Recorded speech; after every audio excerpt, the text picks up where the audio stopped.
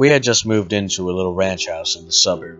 Storybook neighborhood. Quiet, friendly neighbors, picket fences, the whole 9 yards.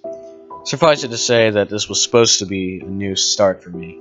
A recently single dad and my 3-year-old son.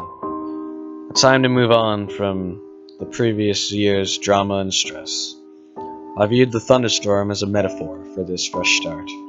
One last show of theatrics before the dirt and grime of the past would be washed away. My son loved it anyway. Even with the power out, it was his first big thunderstorm.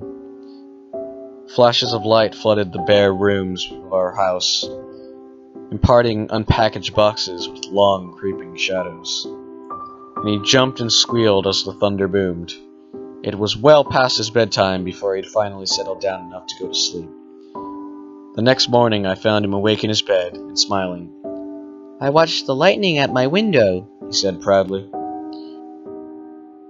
A few mornings later, he told me the same thing. "You're silly," I said. "It didn't storm last night. You were only dreaming." "Oh." He seemed somewhat disheartened. I ruffled his hair and told him not to worry. There should be another storm soon. Then it became a pattern. He would tell me how he watched the lightning outside his window at least twice a week, despite there being no storms. Reoccurring dreams of that first memorable thunderstorm, I figured. It was easy to hate myself in hindsight. Everybody assures me that there was nothing I could have done. No way I could have known. But I'm supposed to be the guardian of my child, and these are useless words of comfort. I constantly relived that morning, making my coffee, pouring milk over my cereal, and picking up the newspaper to read about some creep local authorities had just arrested. It was front page stuff.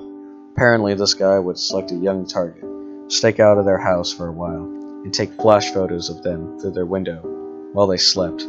Sometimes he did more. My stomach sank as the connection was made. At the time, it was merely something from a child's imagination. In retrospect, it was the scariest thing I had ever heard.